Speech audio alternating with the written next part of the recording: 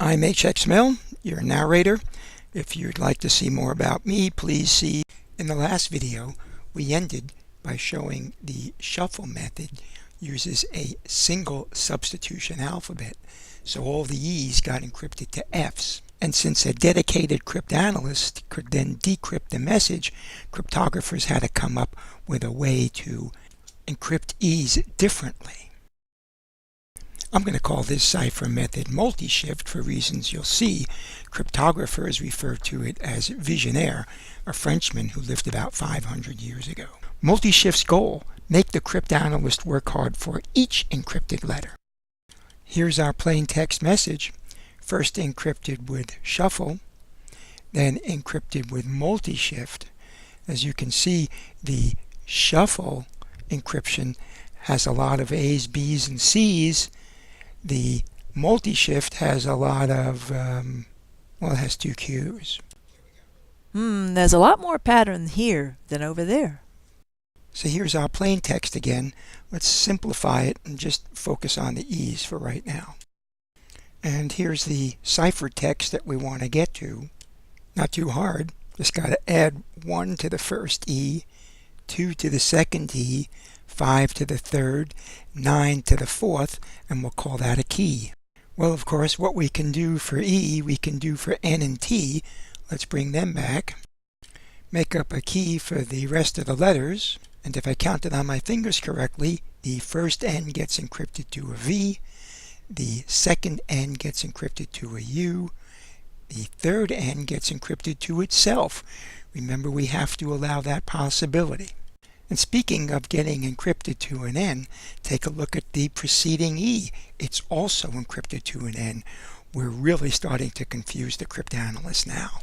Now, the encrypted letter depends upon where it is in the plain text. In this case, second place letters get shifted by 1. A gets encrypted to a B. If it's a D, it gets encrypted to an E, M to N, Y to Z, etc. The key also denotes that third place letters get shifted by 2. So if it's an A, it gets shifted 2 places to a C. So here's a key as shown, starting with 12, 24, 15, ending in 3. 12 gets added to the first letter, 24 to the second, etc. If there are more letters in plain text than there are numbers in the key, simply reuse the key as shown. And here's using the key to encrypt need 10 tenths. Reuse 1224 at the end. The E's get encrypted differently because of the different shifts. It's much too cumbersome and much too mistake prone to add different shifts to different letters. Either get a MultiShift or Visionnaire from the web or give ours a try. Get it like this. Well, very few people can remember 12, 24, 15, 0, blah, blah, blah. And quite frankly, I certainly don't want to. But if you remember way back when we did shift, M is 12 steps away from A, Y is 24, P is 15, A is 0. That's right. You can just put in my password and the shift key is made for you. Here's Eucryption's implementation of MultiShift. I've put in the password, my password. Try and launch it on your own and change the password and see the behavior. And like all the other ciphers, you can cut and paste clear and encrypted and decrypted text from the clipboard. And speaking of simple, here's the table Visionnaire came up with about 500 years ago. And before some of you say, hey, I'd rather do a bungee jump off the Eiffel Tower than look at this table, just give me a chance to simplify it for you. It can be confusing, so let's set it up slowly, piece by piece. MultiShift implies shift, so let's bring back Caesar, his original message, and let's just focus on the E's for right now. Here's the key we used, 1259 to encrypt the E's. And since the first number in the key is 1, let's show the Shift 1 substitution alphabet. That's the one where A gets put to the end and everything gets shifted over. And here's the Shift 2 substitution alphabet. Just to review, 2 letters, A and B, get put to the back. Everything else gets shifted over. Here's Shift 5, same deal. Shift 5 letters to the back. Everything else gets shifted over. And Shift 9. Here's a plain text alphabet, and we'll highlight the E since that's all we're encrypting. And lastly, here are the encrypted letters. Alrighty then, let's do a quick review on what we got.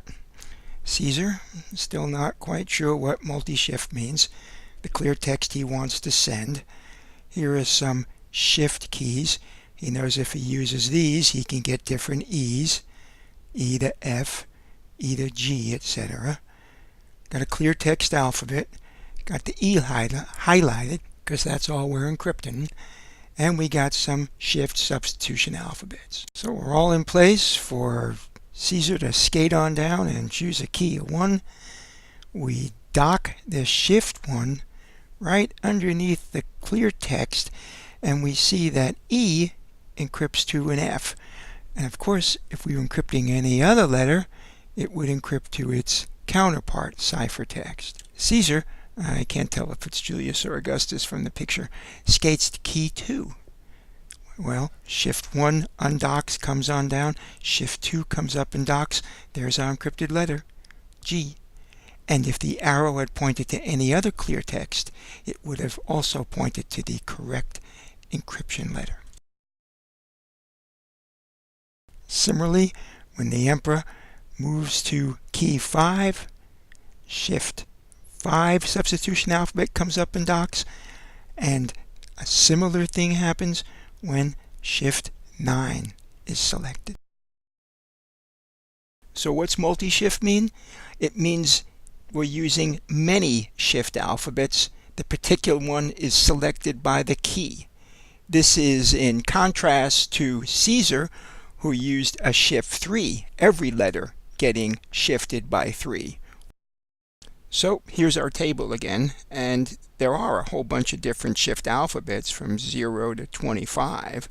And since our key, 1259, means we're only using those shift alphabets, let's cut the table down to size. Here's the table, and we'll put the encrypted letters that we're going for right here. Here's the plain text, and since we're only encrypting E, we'll highlight the plain text E column. First number tells us to use Shift 1, and that encrypts to an F. The key denotes the different shift substitution alphabets, and they're selected in the order of the key, and the appropriate encrypted letter is identified.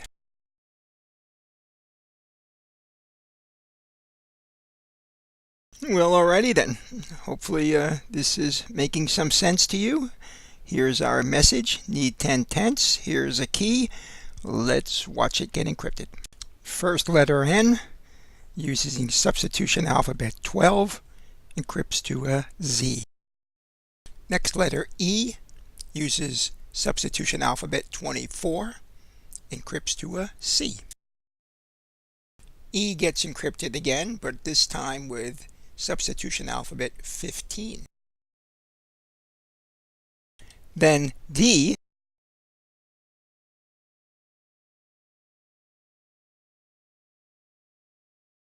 and the last one I'll animate is T.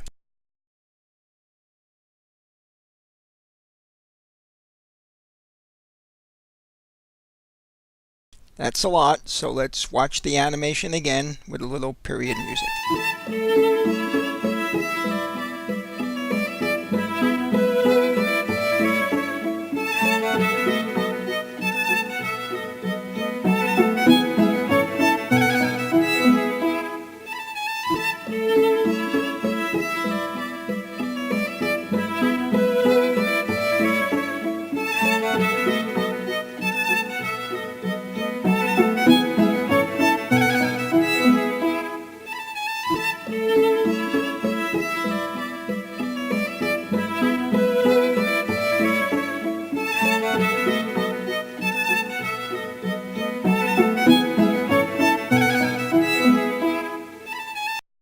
Last review, I call it a multi-shift because there are 26 shifts. One shifts the A, two shifts the A and the B, etc. Although it's now believed Visionaire didn't invent it, it's often attributed to his name. And where Caesar used shift 3, only the single alphabet shift 3, because this uses many shift alphabets, cryptographers refer to this as polyalphabetic. The PreComputer version of MultiShift enables the user to put in passwords, which are then converted to numbers like this.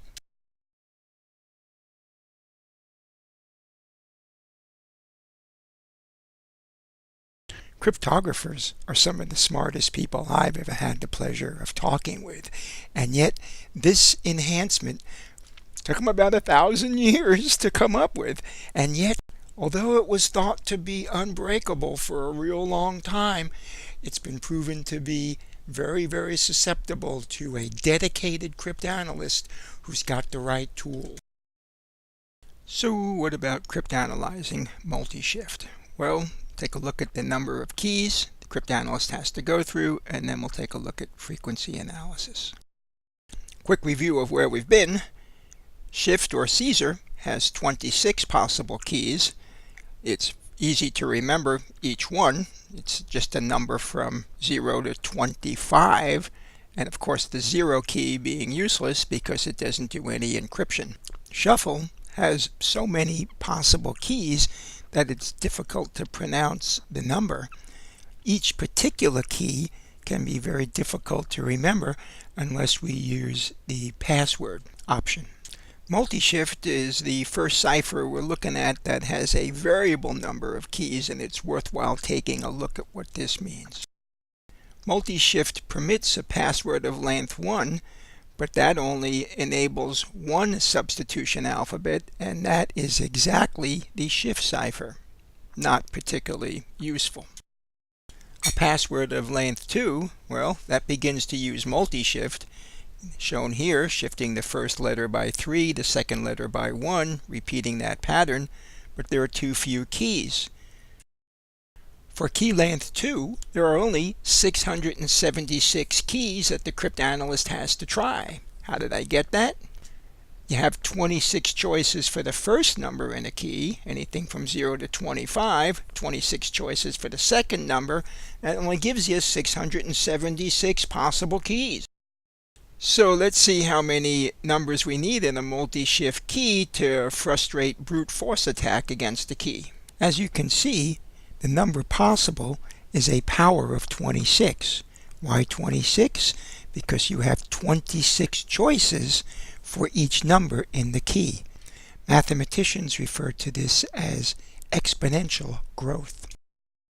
And assuming the cryptanalyst can try 1 billion keys per second, it's going to take him 2 days to try a key length 10. But keep in mind, with brute force attacks against the key, he doesn't have to try all your keys. Why is that? Because if he has average luck, you almost got to try half before he hits yours.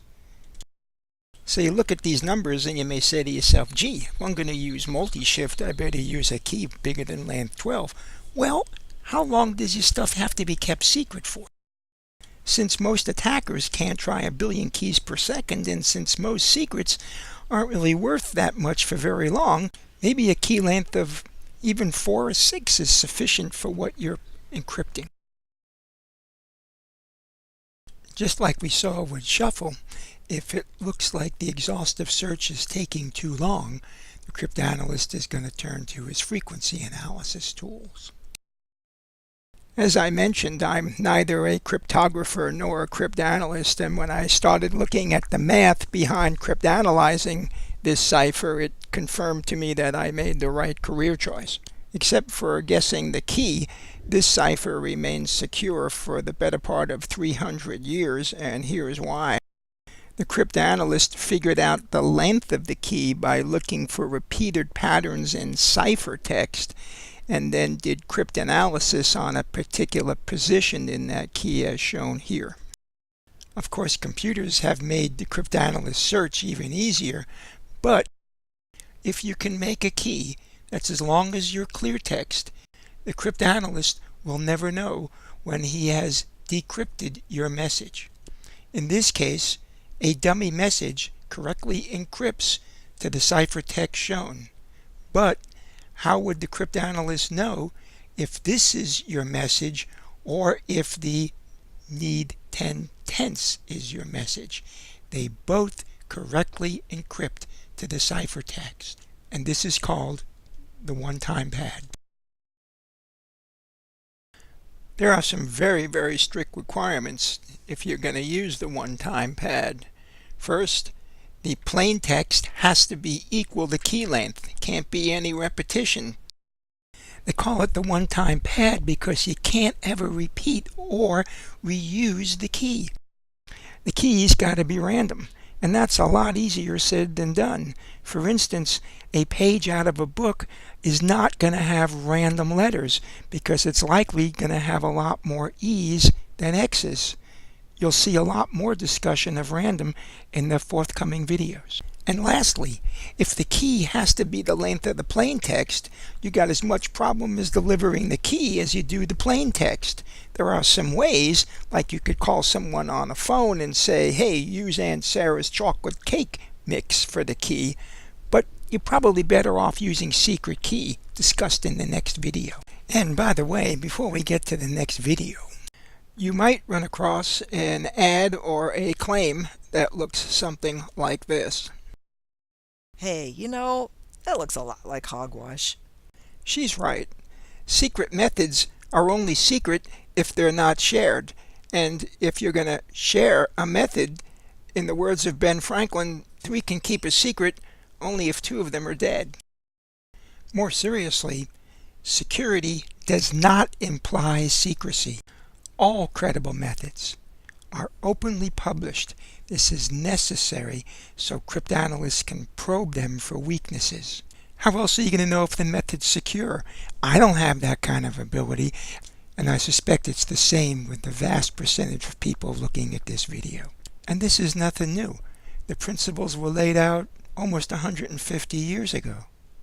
Assume your adversary knows your method and can use it, but not your particular key which you've chosen to use.